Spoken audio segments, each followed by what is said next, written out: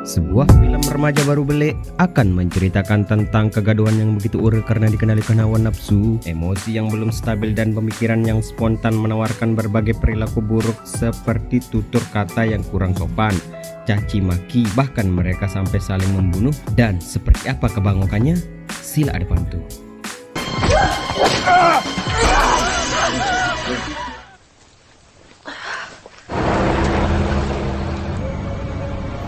Terjadi percakapan antara dua dedara membahas tentang sebuah obat-obatan untuk ibu hamil, dan kisah akan berfokus kepada salah satu wanita yang bernama Nancy.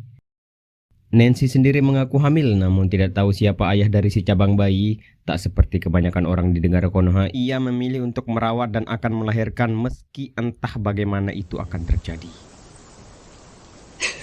As soon as we started doing it, he was all like...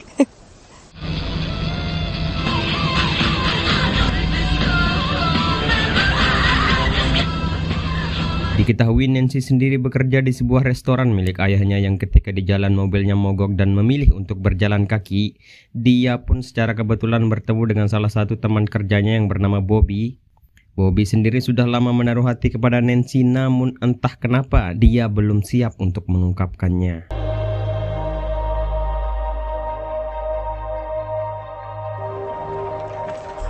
Sesampainya di tempat kerja, Nancy langsung dimarahi oleh ayahnya yang kebetulan hari ini dia ditunjuk sebagai manajer.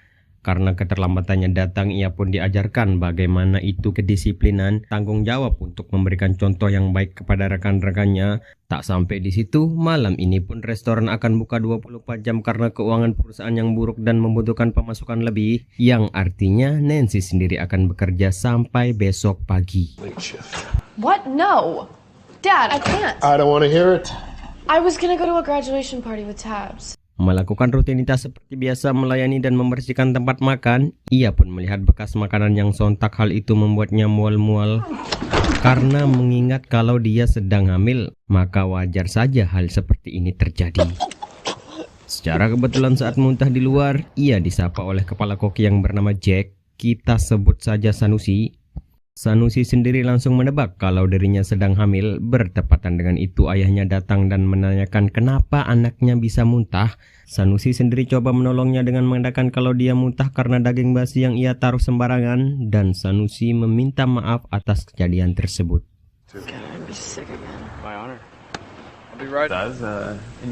Karena malam ini ayahnya akan pergi berkencan dengan calon ibu tirinya, maka Sanusi yang dipercaya menemani Nancy lembur pada malam ini. Karena Sanusi adalah orang kepercayaan ayahnya, ia yang berjuang dari awal untuk perusahaan, dari keluarganya lah resep-resep makanan dibuat, dan itu cukup menjelaskan betapa pentingnya Sanusi dalam restoran ini. Awalnya tampak damai dan Nancy terlihat santai saat salah satu pegawainya tak sengaja mendatangkan minuman, sampai terdengar segerombolan remaja di luar yang meren-meren menggunakan moped atau motor. Itulah ia keluar dan menegurnya supaya jangan bikin onar di sini.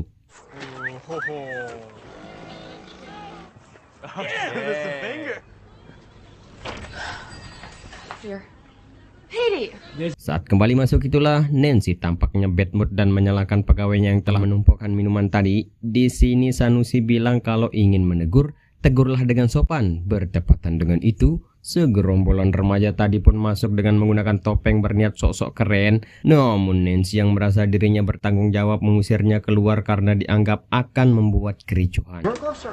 Can you just fucking stop it? Well, I called them. Can you get the fuck out? I'm serious.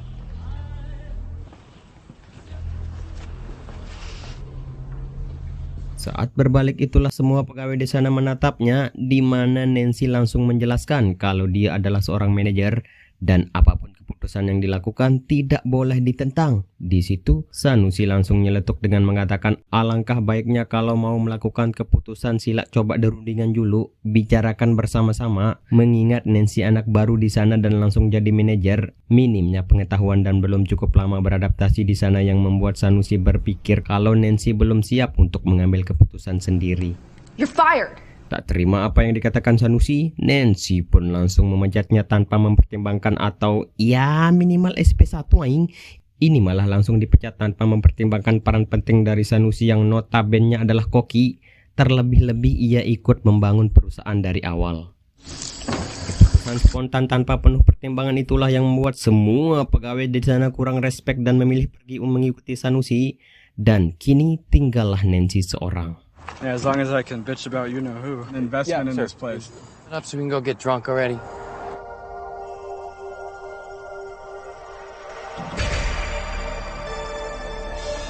Tiba di malam hari, Nancy menelpon ayahnya dan bilang kalau Sanusi sudah ia pecat. Ayahnya pun menyalahkan atas tindakan yang dia ambil. Namun karena Nancy keras hati, ia malah bilang kalau dia harus tegas dan dia sendirilah yang tahu kejadian di lokasi, sehingga ayahnya tak bisa berbuat apa-apa sekarang dan akan membicarakannya nanti saja.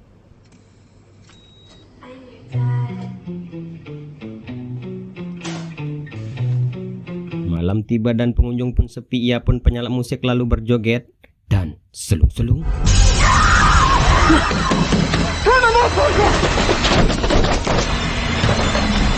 Yo, pemuda tadi sore datang menggunakan topeng menggedor-gedor dari luar yang membuat Nancy seketika ketakutan dan menelpon 911. 911, where's your emergency?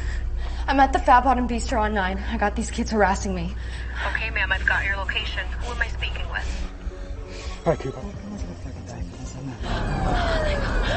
Tak lama berselang tibalah Sheriff di sana yang menanyakan perihal kejadian dan langsung memeriksa sekitar. Namun karena tidak ada siapa-siapa, Sheriff pun kembali masuk dan meminta segelas kopi sembari menemani Nancy untuk sementara waktu dan menyuruhnya untuk tetap tenang saja. Melihat Sheriff yang hanya duduk sambil menikmati kopi membuat Nancy terus saja nyerocos menyuruh Sheriff untuk melihat dan mengecek kembali melakukan tugasnya dengan baik, yang padahal sudah dicek dan tidak terjadi apa-apa. Namun Nancy dengan sikap polontongnya pun terus mendesak Sheriff agar mengecek kembali sampai Nancy menyebutkan kalau mereka menggunakan topeng dan mengendarai moped. Di situ Sheriff langsung ikut panik dan mengajaknya masuk ke dalam mobil berniat akan meninggalkan tempat itu. Yang hal ini cukup menjelaskan bagaimana remaja bertopeng mengendarai moped cukup terkenal di kalangan kepolisian. Dan tiba-tiba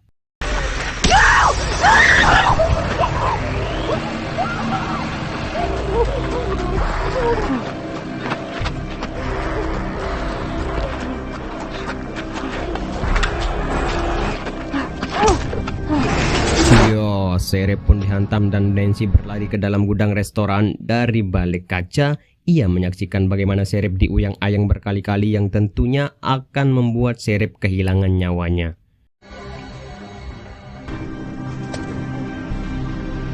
Dari balik kaca itulah terlihat Bobby datang menggunakan sepeda dengan Nancy yang berada di kejadian itu langsung mengajaknya untuk masuk berniat mencari tempat aman. Tanpa mereka sadari segerombolan remaja bertopeng sudah berada di dalam dan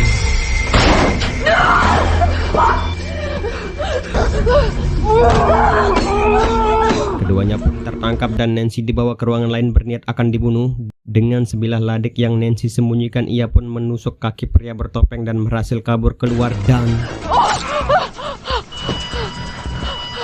salah satu dari pria bertopeng tak sengaja ditusuk Nancy yang pada akhirnya terkuaklah siapa yang berada di balik kejadian malam ini. Itu adalah Sanusi dan semua pegawainya termasuk Bobby. Yang karena tidak sesuai rencana awal dan Sanusi sudah kelewat batas, Bobby pun memilih untuk tidak berada di dalam rencana menakut-nakuti Nancy. Sejenak kita akan dibawa flashback ketika Nancy memecat Sanusi, di mana Sanusi memohon agar tidak dikeluarkan mengingat ada banyak tagihan pinjol paylater hutang udut di warung Nak Kakek Saudah. Namun karena Nancy sebagai manajer yang hanya memokorkan egonya saja, ia pun tetap memecat Sanusi.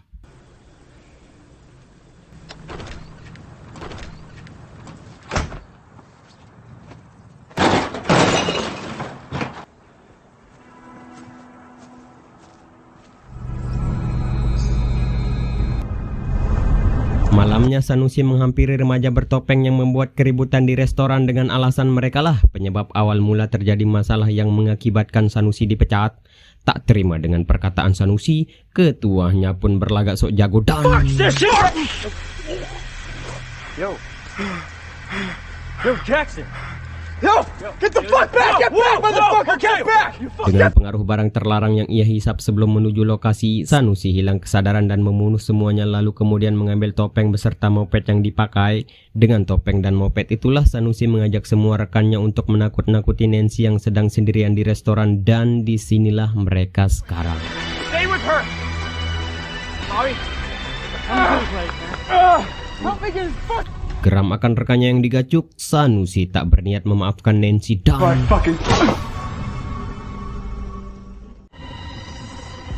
Bobby yang memang sudah suka kepada Nancy pun tak akan membiarkan Nancy disakiti siapa saja dan memilih untuk berkhianat. Namun apa daya, Bobby yang masih anak kemarin sore yang hanya bermodalkan cinta tidak bisa mengalahkan Sanusi.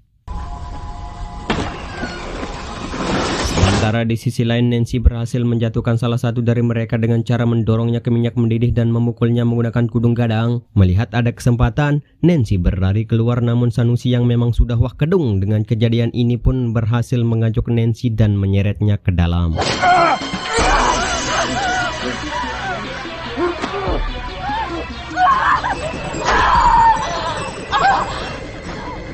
Nancy yang sombong pun akhirnya tewas di tangan Sanusi dengan beberapa kali gacukan. Tamat ending yang sangat menggacukkan. Wow, bagaimana teman-teman? Merasa puas tidak dengan endingnya? Nancy yang sedari awal hamil di luar nikah, pikirannya masih labil, ujuk-ujuk jadi manajer. Ia tahu itu milik ayahnya, tapi lihat bagaimana jadinya. Masalahnya kan sepele. Coba kalau Nancy memikirkan masalah dengan tidak memokorkan egonya, tidak memecat Sanusi, Sanusi tidak membunuh, Nancy pun ada teman lembur di restoran, dan tentunya tidak ada jalan cerita yang menarik untuk sang sutradara. Sebenarnya film ini belum selesai, masih ada lanjutannya teman-teman. Saat Nancy ditusuk, ia lebih dulu melapisi atau membuat rompi anti gacuk menggunakan beberapa sosis yang ia temukan di tong sampah. Lalu saat melihat Bobby yang sekarat, ia diberikan kunci mobilnya si Seret, pergi ke rumahnya Sanusi dan membunuh Sanusi dengan cara ya cukuplah untuk membuat Sanusi tewas tanpa pertolongan. Nancy terbaring di pinggir jalan, ditemukan oleh ayahnya dan bilang kalau dia sedang hamil. Ya tapi saya tidak suka bro, jadi cukup ya. Pas digacuk di restoran itu saja jadi endingnya. Hehehe.